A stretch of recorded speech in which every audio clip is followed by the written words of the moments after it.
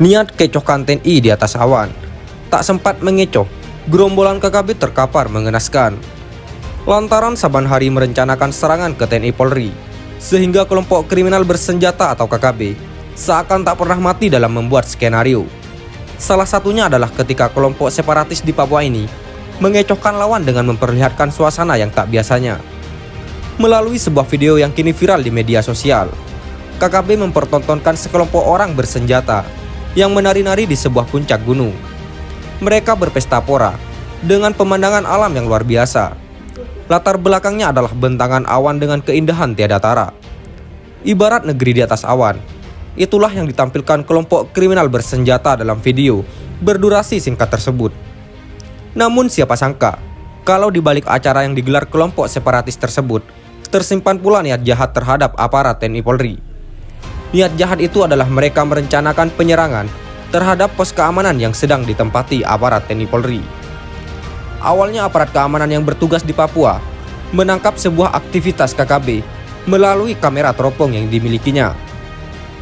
Dari teropong itulah terlihat sekelompok warga bersenjata sedang berada di atas puncak gunung dengan latar belakang pemandangan yang demikian mencengangkan.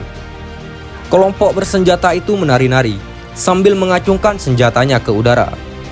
Mereka menari sambil bernyanyi dengan suara yang terdengar bersahut-sahutan. Tak diketahui persis di tempat mana kelompok itu berada dan wilayah mana acara tersebut diselenggarakan. Tak diketahui pula kapan pesta pora itu dilaksanakan dan berapa banyak orang yang berkumpul di tempat itu. Yang pasti adalah tempat itu jauh dari keramaian dan aman bagi para pecundang. Hanya saja kelompok tersebut tak menyangka jikalau aktivitasnya tertangkap kamera TNI Polri. Meski demikian, aparat keamanan kebanggaan Indonesia itu tak terpancing sedikit pun oleh pertunjukan KKB tersebut. Aparat TNI Polri juga seakan tak mempersoalkan pesta pora yang digelar oleh sesama warga, termasuk yang kini tergabung dalam kelompok separatis. Yang jadi soal adalah, di balik pertunjukan itu, KKB justru memedam niat jahat, merencanakan penyerangan pos TNI Polri dan membunuh aparat bersenjata.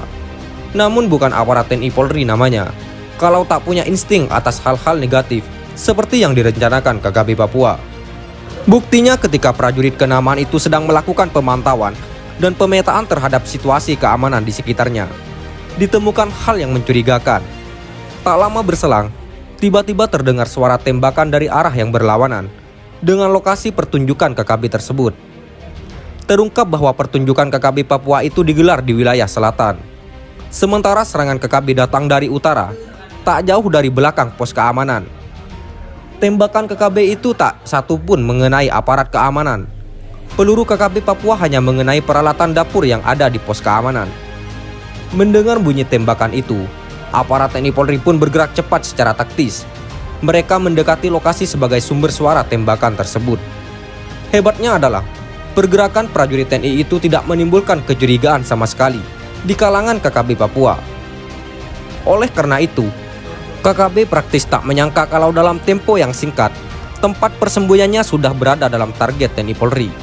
Dan setelah melakukan pengamatan yang seksama untuk memastikan keberadaan penembak jitu KKB itu, TNI pun berhasil menemukannya. Ibarat tak ingin membuang-buang waktu, senjata TNI pun diarahkan ke posisi tepat di mana penyerang itu berada. Ketika sang penyerang hendak bergerak, sepertinya mau melepaskan tembakan. Pada saat yang sama, sniper TNI Polri melesakkan timah panas. Awalnya tak diketahui persis apakah sang penembak KKB itu luput dari terjangan peluru atau sebaliknya.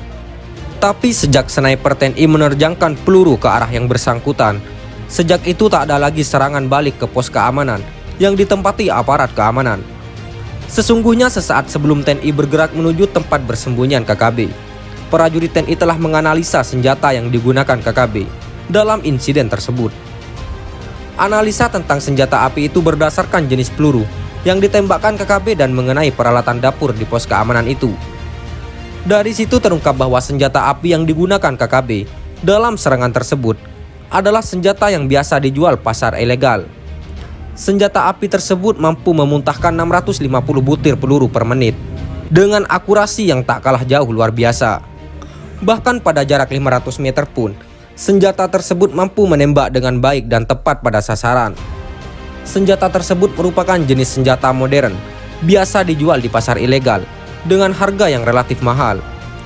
Teridentifikasi pula bahwa senjata api yang digunakan KKB Papua saat ini adalah senjata jenis AUG buatan Austria. KKB terus tebar ancaman. Untuk diketahui, sampai saat ini Papua dan Papua Barat belum aman dari gangguan kelompok kriminal bersenjata atau KKB. Kelompok separatis itu masih bergentayangan dan masih sering melancarkan serangan kepada aparat TNI Polri, juga masyarakat sipil. Yang lebih menghebohkan lagi adalah saat ini KKB Papua secara terang-terangan mengusir warga yang disebutnya orang non-Papua. Tindakan pengusiran itu tentunya sangat keterlaluan, karena Papua merupakan bagian dari wilayah Indonesia. Lantaran tanah cendrawasih merupakan bagian dari Indonesia, maka sangat berlebihan bila sesama warga di Papua mengusir sesamanya untuk tinggalkan daerah itu. Ironisnya adalah tindakan pengusiran tersebut berkemungkinan diikuti dengan tindakan kejam lainnya. Apalagi sampai sekarang, KKB Papua tak henti-hentinya menebar ancaman dan teror kepada warga sipil. Untuk diketahui, belakangan ini KKB Papua juga merekrut para remaja dan pemuda untuk bergabung ke kelompok tersebut. Pola perekrutan yang dilakukan diantaranya dengan cara-cara yang tak produktif. Mereka berpura-pura memperkerjakan para pemuda itu ke sejumlah perusahaan, baik dari Papua maupun di luar Papua.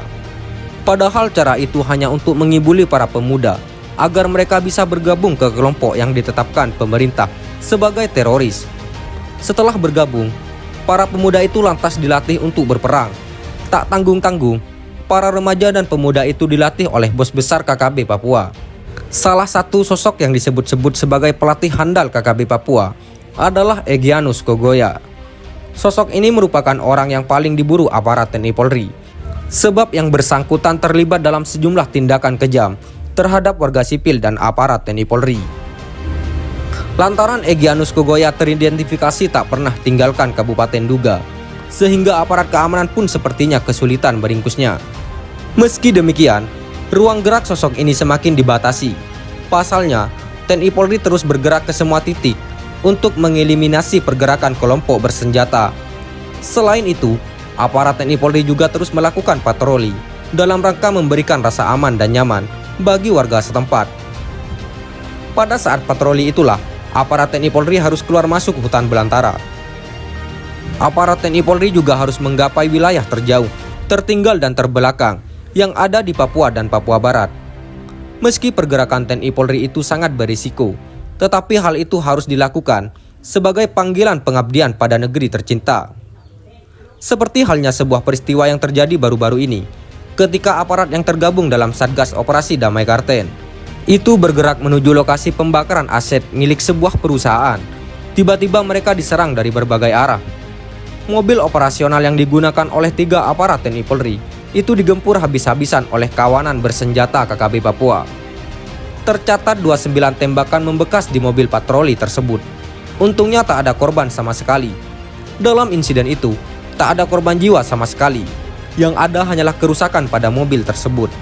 Terbetik kabar, tindakan penggempuran oleh KKB itu diduga dilakukan oleh KKB, pimpinan Egyanus Kogoya. Direktur Reskrimum Polda Papua, Kombes Faizal Ramadhani, mengatakan bahwa serangan yang dilancarkan KKB ke mobil operasional itu adalah tanda-tanda kepanikan. Pasalnya KKB Papua yang berjumlah sekitar 20 orang tak mampu menaklukkan TNI Polri yang hanya berjumlah 3 orang. Dalam kasus tersebut, kata Faizal Ramadhani, tak ada korban jiwa di pihak TNI Polri yang tergabung dalam Satgas Operasi Damai Karten. Sekian dan terima kasih. Jika ada salah kata, kami mohon maaf. Jangan lupa like, komen, dan subscribe.